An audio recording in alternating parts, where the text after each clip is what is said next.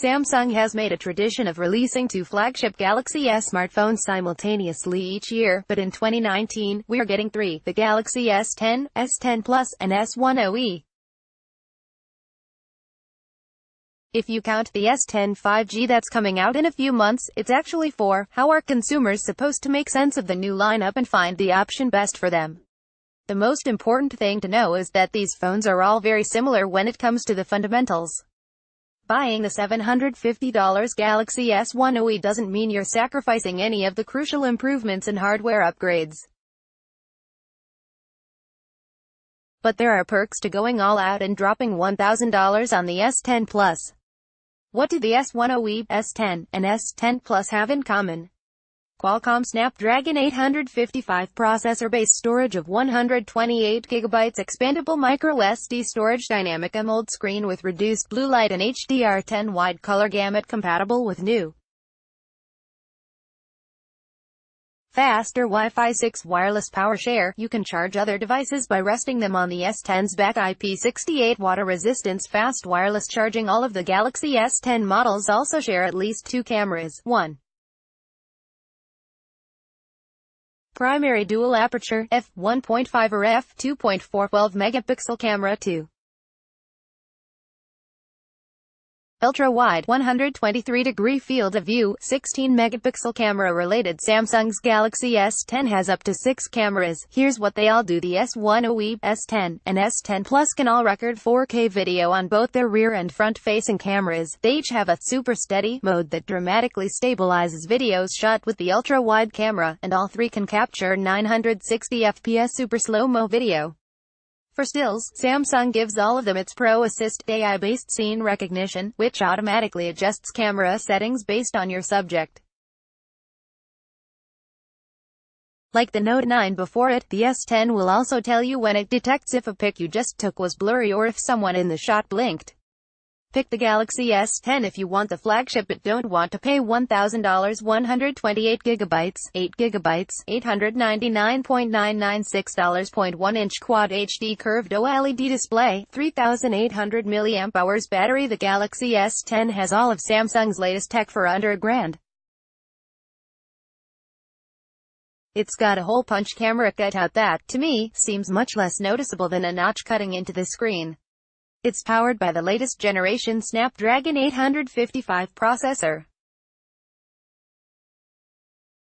The screen is Samsung's best OLED panel yet, and the camera system includes a trio of rear cameras that basically puts an entire lens kit on your phone, including a telephoto, portrait lens.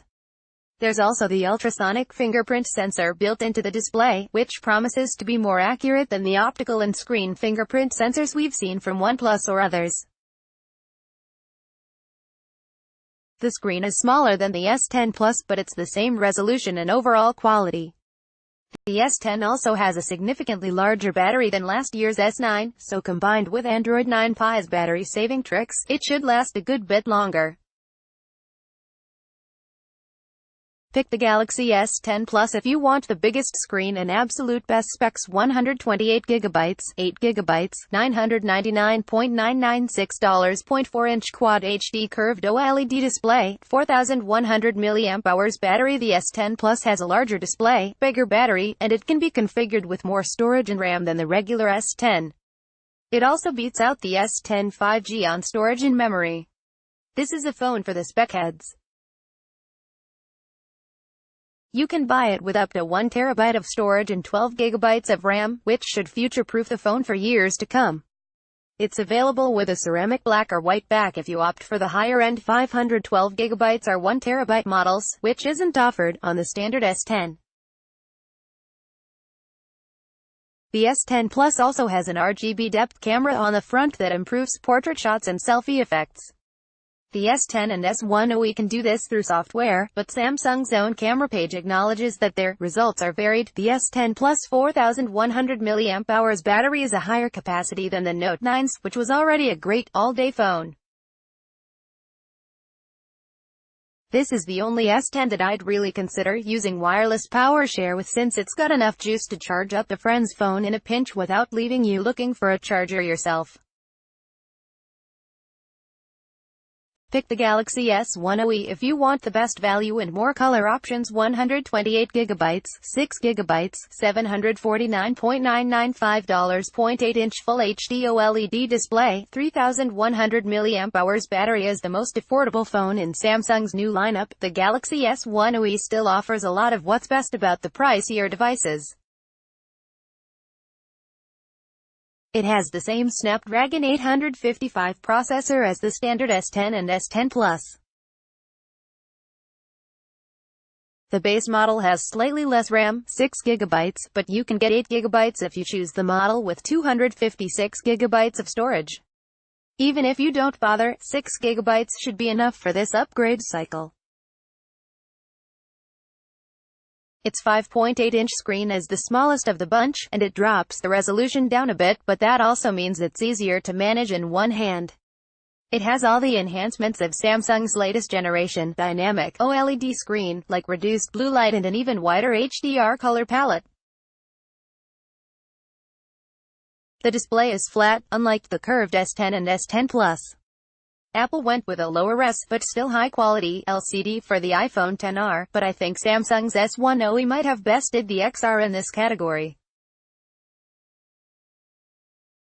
Related: how to pre-order the Samsung Galaxy S10 with the S10E. You're getting the same primary, wide, ultra-wide, and selfie cameras as on the S10. There's no telephoto camera, however, so if you're someone who finds yourself taking a ton of portrait shots, this is something to consider. And the fingerprint sensor is a traditional capacitive scanner integrated with the power button, so you lose out on the cool, all-new ultrasonic technology the more premium S10s get. The main downside of the S10E, though, is its 3100 mAh battery. Will that be enough juice to carry